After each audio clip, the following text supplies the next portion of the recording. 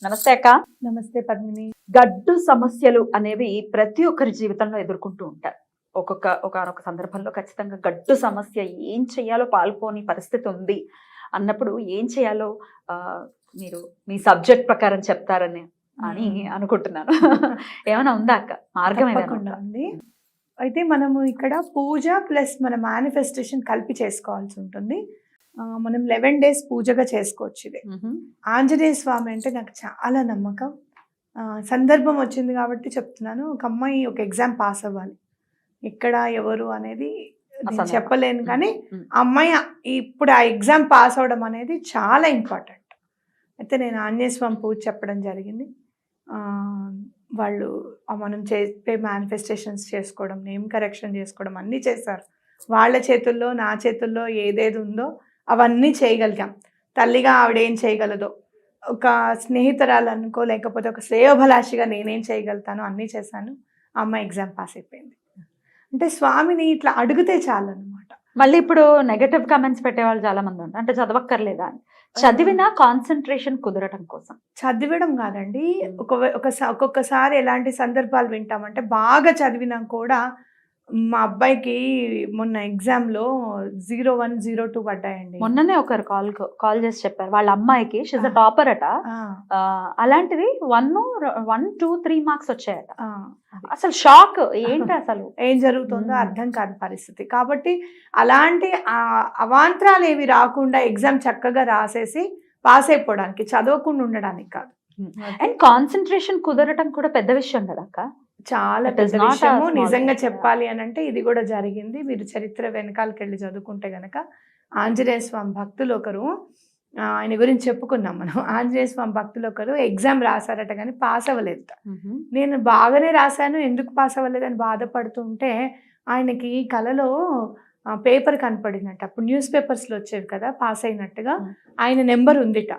మళ్ళీ 2 రోజుల తర్వాత ఇలాంటి తప్పుడు ఆమె కొన్ని నెంబర్స్ ప్రింట్ చేయబడలేదు, అనుకోకుండా ఇవ్వలేదు ప్రింటింగ్కి, ఇప్పుడు ఇస్తున్నామని చెప్తే అందులో పాస్ అయ్యారు.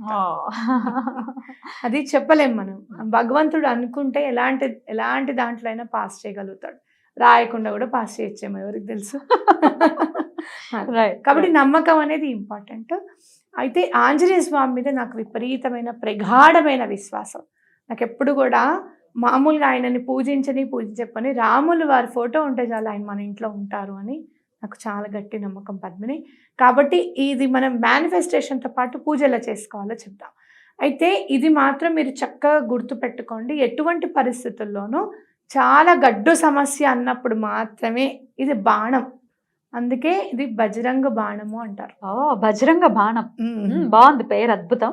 అయితే గడ్డు సమస్య, అది ఇది గడ్డు సమస్య లేకపోతే అతి చిన్న సమస్య, దీన్ని మనం అధిగమించవచ్చు చాలా ఈజీగా అని కూడా ఆలోచించలేని పరిస్థితిలో ఉండొచ్చు.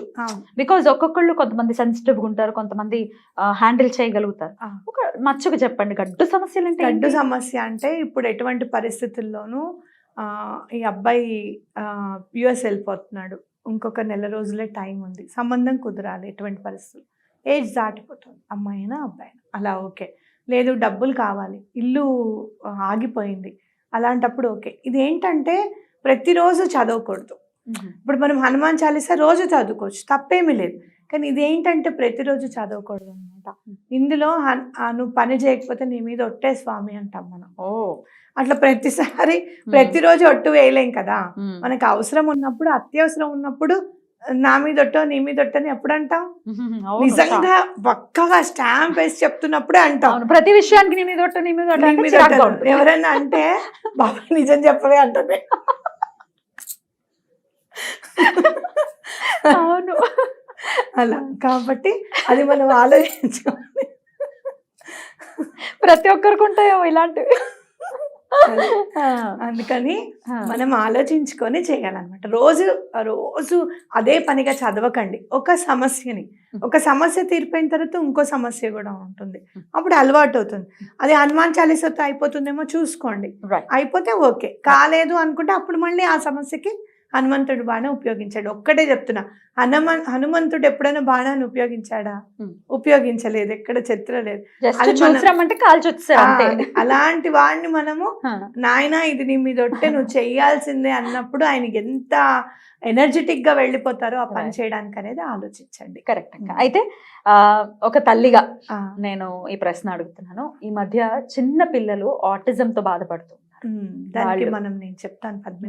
వాళ్ళు ఇది చేసుకోవచ్చు. వాళ్ళు అంటే చెయ్యొచ్చు, కానీ ఆటోమేటిక్ గా అయిపోతుందని మనం చెప్పలేం కదా. 11 days లోనే అయిపోతుందని మనం చెప్పలేము. నాకు సౌందర్య లహరి శ్లోకం ఒకటి నేను చూశాను, అది తప్పకుండా చెప్తాను. దాని మీద నేను అంటే రాసి ఇచ్చాను ఒకళ్ళకి. అనాలిసిస్ ఎలా పనిచేస్తుందని అనలైజ్ చేసుకుంటున్నాం. ఒకళ్ళకి ఇచ్చాను, అది ఎంత బాగా పనిచేస్తుందో చూద్దాం, అయినా కూడా చెప్దాం. ఎందుకంటే ఒక్కొక్కళ్ళకి అమ్మవారు తొందరగా పలకచ్చు, ఒక్కొక్కళ్ళ కర్మ తొందరగా పరిపక్వం కావచ్చు. తప్పకుండా చెప్తాను. అందుకే సౌందర్య లహరి చెప్దాం అనేది చాలా ప్రాబ్లమ్స్ తీరిపోతాయి సౌందర్య లహరి వల్ల కూడా. కాబట్టి మనం ఈ రోజున మనము ఎలా మేనిఫెస్టేషన్ చేసుకోవాలో చెప్తాను. ఈ పూజ చేసుకున్నప్పుడు తెల్లవారుజామున 3:30 నుంచి 5 కల్లా లేచేయాలి. ఓకే, నిద్ర లేచేసి 5:30 లోపల మనం స్నానాధికాలన్నీ ముగించేసుకొని మనము ముందు విష్ మేనిఫెస్టేషన్ చేసుకోవాలంటే ఈ పని అయిపోయింది భగవంతుడి దయ వల్ల, ఆంజనేయ స్వామి కృప వల్ల. ఒకటేసారి ఆంజనేయ స్వామిని దండం పెట్టుకునేటప్పుడు శ్రీరాముల వారిని కూడా దండం పెట్టుకోవాలి. దండం పెట్టుకొని ఎటువంటి పరిస్థితుల్లో ఈ పని అయిపోయి నేను చాలా సంతోషంగా ఉన్నాను అనేది మేనిఫెస్టేషన్ చేసుకొని పూజ చేసేటప్పుడు ఒక్కసారి వివరంగా ఆ లైన్స్ ఎలా అనాలి ఒకసారి. భగవంతుడి దయ వల్ల, శ్రీ సీతా లక్ష్మణ సమేత శ్రీ రామచంద్రుల వారి కృప వల్ల, ఆంజనేయ స్వామి దయ వల్ల నాకు ఈ పని అయిపోయింది. ఇవ్వవలసిన వాళ్ళు డబ్బులు ఇచ్చేసారనో, లేకపోతే ఆగిపోయిన పని మళ్ళీ మొదలు పెట్టబడిందనో, తొందరగా అందవలసిన డబ్బు, పిల్ల పెళ్ళికి డబ్బు అందాలి, డబ్బు అందిందనో ఇలా చేసుకోవచ్చు. అది అయిపోయిన తర్వాత హనుమంతుల వారి పటం ముందు చక్కగా సింధూరం అర్పించాలి స్వామికి. ఓకే, సింధూరం చక్కగా బొట్లు పెట్టేసి సింధూరంతో స్వామికి గంధం పైన సింధూరం పెట్టాలి. గంధం పైన సింధూరం పెట్టాలి. పెట్టి స్వామికి ఎప్పుడైనా మెత్తటివి నైవేద్యం కోసం రెడీ చేసుకోవాలి. అరటిపళ్ళు మెత్తగా ఉంటాయి కదా, అప్పాలు ఇష్టపడతారు. అవును, అప్పాలు గారెలు అబ్బో చాలా ఇష్టం. అప్పాలు గారెలు చేసుకుంటే చాలా మంచిది. అంత ఓపిక ఉంటే ఫస్ట్ డే చేసుకోండి, లాస్ట్ డే చేసుకోండి కావాలనుకుంటే. మిగతా అప్పుడంతా అరటిపళ్ళు, జామకాయలు మెత్తగా ఉన్నవి పండ్లు ప్రసాదం పెట్టండి. ఇక్కడ ఖచ్చితంగా ఒక గ్లాస్ వాటర్, ఎలిమెంట్ కూడా మనం యూజ్ చేసుకుంటాం. ఒక గ్లాస్ వాటర్ కూడా స్వామి దగ్గర పెట్టాలి. మనం చదివింది పూజ చేసిందంతా కూడా ఎనర్జైజ్ అవుతుంది. గ్లాస్ స్టీల్ గ్లాస్ పెట్టచ్చా అని అడుగుతారు. గాజు గ్లాసే పెట్టాలి. ఎందుకంటే మనం ఎనర్జైజ్ అవ్వాలి కదా వాటర్, కాబట్టి పారదర్శకంగా ఉండాలి మెటీరియల్, కాబట్టి గాజు ఇంపార్టెంట్ మనకి. సో అది పెడతాం. పెట్టిన తర్వాత హనుమంతుని బాణం అంటే బజరంగ్ బాణం అనేది చదువుతాం అన్నమాట. నాకు ఒకసారి చదివి వినిపిస్తారా? డిస్క్రిప్షన్ లో కూడా ఉంటుంది, మీరు చదువుకోవచ్చు. ఎవరైనా అంటే ఈజీగానే ఉంటుందా? చదువుకోవచ్చు అని అంటే హిందీ వచ్చిన వాళ్ళందరికీ ఈజీగానే ఉంటుంది, రాని వాళ్ళు వినండి. కానీ ఇప్పుడు మీరు చదివింది విన్నా సరిపోతుందా? చదివింది విన్నా సరిపోతుంది. మనకి చాలా మంది హిందీ వాళ్ళు పాడడం ఉంటుంది, అది విన్నా పర్వాలేదు. ముందు హనుమాన్ చాలీసా 3 సార్లు చదువుకోవాలి. అలాగే రాముల వారి నామజపం అనేది శ్రీరామ శ్రీరామ శ్రీరామ అనేది మీకు ఓపిక ఉంటే 108 సార్లు చేయండి. ఓపిక తెచ్చుకుని చేయండి. ఎందుకంటే ఎక్కడైతే రామనామ జపం ఉంటుందో అక్కడ స్వామి వారు చక్కగా కుదురుగా కూర్చుంటారట. ముందు మెయిన్ ఏదో వెళ్ళిపోతాను అన్నట్టుగా కాకుండా మనం చదివిన తర్వాత కూడా ఇంకా చదువుతున్నట్టే అనిపిస్తుంది ఆయనకి. కాబట్టి రామనామ జపం 108 సార్లు చేసుకొని హనుమాన్ చాలీసా 3 సార్లు చదివిన తర్వాత బజరంగ బాణం చదువుకోవాలి. విఘ్నేశ్వరుని పాదపద్మాలకి నమస్కరిస్తూ మనం ఇప్పుడు బజరంగ బాణం చదువుదాం. నిశ్చయ ప్రేమ ప్రతీతితే వినయ करे सन्मान तेईके कारज सकल शुभ सिद्ध करे हनुमान। जय हनुमंत संत हितकारी सुन लीजिए प्रभु विनय हमारी। जन के काज विलंब न कीजिए अतुर दौरी महासुख दीजिए। जैसे कूदि सिंधु के पारा सुरसा बदन पैट बिस्तारा आगे जाए लंकनी रोका मारे हो लात गई सुरलोका। जय विभीषण कौसुक दिनहा सीता निरकी परम पद लीन्हा भाग उजारी सिंधु मह बोरा अति अतुरा जम कातुर तोरा। अक्षय कुमार मारी संहारा लूम लपेटी लंक को जारा ला समान लंक जर गई। जय जय दुनी सुर पुरस नभ भई अब विलंब के ही कारण स्वामी कृपा करो उर अंतर्यामी। जय जय लखन प्राण के दाता अतुर है दुख करहु निपाता। जय हनुमान जय बल सागर सुर समूह समरथ भटनागर। ओम हनु हनु हनु हनुमंत हटीले बैरी मारु वज्र की कीले। ओम हीम हीम हीम हनुमंत कपीसा। ओम हुम हुम हुम हनु हरि उर सीसा। जय अंजनी कुमार बलवंत शंकर सुवन वीर हनुमंत। भजन कराल काल कुल घालक राम सहाय सदा प्रतिपालक। भूत प्रेत पिशाच निशाचर अग्नि बेताल काल मारी मर। इन्हे मारु तो ही सपद राम की राकुनाद मर जाद नाम की। सत्यो हरि सपद पाई के रामदूत दरु मारु धाई के। जय जय जय हनुमंत अगाधा दुख पावत जन के अपराधा। पूजा जप तप नेम आचारा नहीं जानत कछु दास तुम्हारा।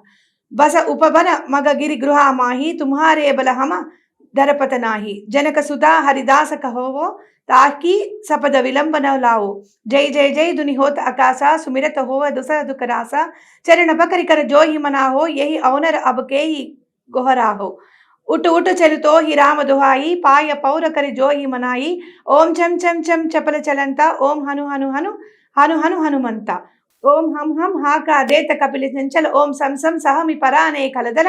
अपने जन को तुरत उबरऊ सुमिरत हो आनंद हमरऊ। यम बजरंग बाण जय मारे ताही कहो फिर कवन उबारे। फाट करई बजरंग बाण की हनुमत रक्षा करई प्राण की। यह बजरंग बाण जो जापई तासो भूत प्रेत सब कांपई।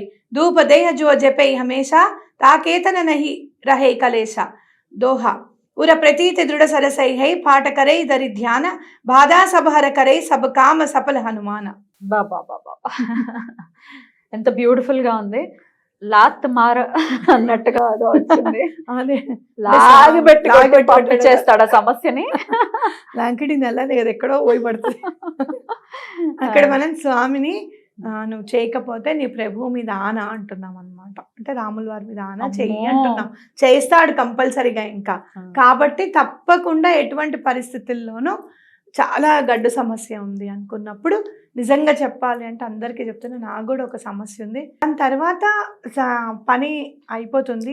కాదు చదివేసుకున్న తర్వాత నైవేద్యం అది పెట్టాలి. నైవేద్యము పెట్టేసిన తర్వాత ఆ నైవేద్యం ఎవరైతే హనుమంతుని బాణం చదివారో వాళ్ళు మాత్రమే తినాలి. ఇంకెవరు తినకూడదు. ఇంటి సభ్యులు కూడా వాళ్ళే తినాలి. ఆ వాటర్ కూడా వాళ్ళే తాగేసేయాలి.